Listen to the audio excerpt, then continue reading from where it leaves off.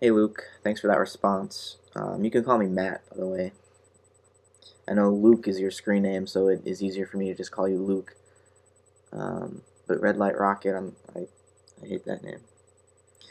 Um, so yeah, you mentioned that you don't necessarily believe in the conclusions of religion and spirituality, and I commented that I don't really know exactly what you mean by that. I mean, I guess you're talking about having certain beliefs about what happens after death, and certain beliefs about the soul, and certain beliefs about God and the nature of God and all that sort of thing.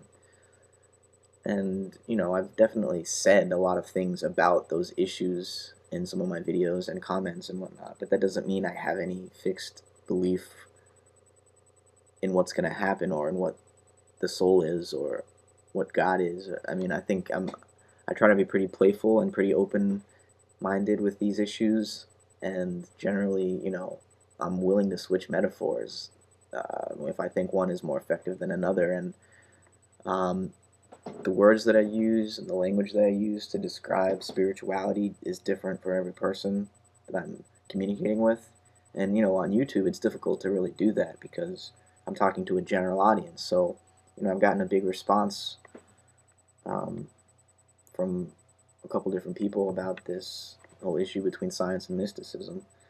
And on the one hand, you have Darwin's hamster, and well, Darwin's hamster is sort of okay with some of the ideas, but then he gets on me about mischaracterizing science, and I thank him for that, because I want to make sure that I'm not mischaracterizing anything. But then on the other hand, you have in Mentam, who's really getting on my case about giving any credence at all to spirituality or mysticism, because he thinks it's just totally irrational. Whereas I see that there may actually be some trans-rational aspects to spirituality and mysticism. Um, and yeah, I'm just throwing words around, I guess, but all that means is that you can be spiritual and still be rational and still be scientific. Um, and you mentioned you try to you try to remind yourself that you're always home, and that makes you feel more comfortable. And if I had to give a description of spirituality, that would be one of the better metaphors I could have thought of myself, actually. That you're always home. I mean, that's the general idea of the mystical approach to the universe. It's that you can never be out of place. You can never be somewhere you're not supposed to be, because you're God, and this is heaven, right? And you're always home. Or you could say this is nature, and you're a natural manifestation of the world, of the earth, and so you're always home. You grew out of the earth, right? So whether you're in your own parents' house, whether you're in your own house, whether you're at your friend's house, whether you're at the bar, I mean, you're always among people on planet Earth, and you're an Earthling. Um,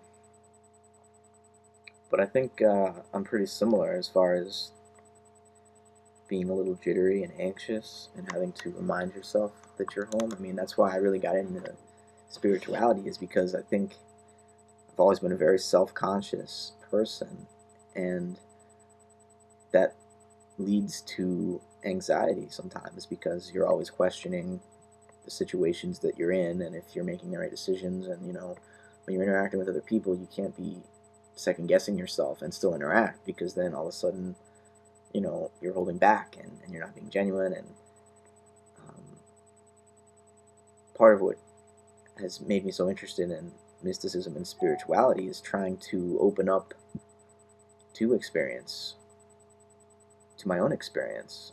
I mean, I'm not enlightened by any means. I have emotional issues too, and they're the types of issues. Emotional issues are always issues that you can't really deal with rationally. You have to deal with them like you deal with a child, because your emotions are innocent and honest, and they're going to react in a very immediate way to the world.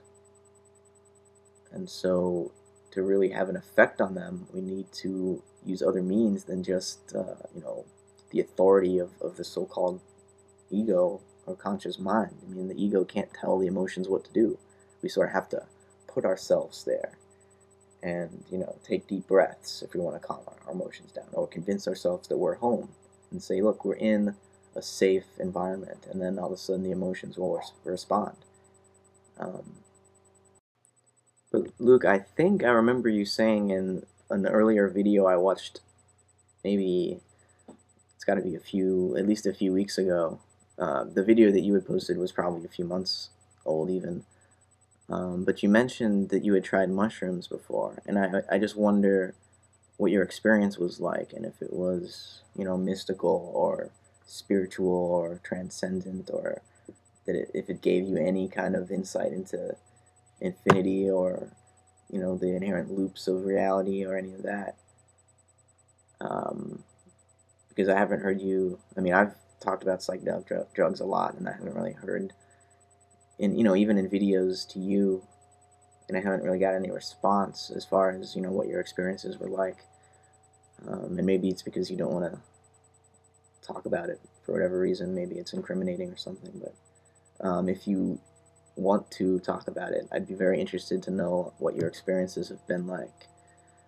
So yeah, thanks for the response, and thanks for listening.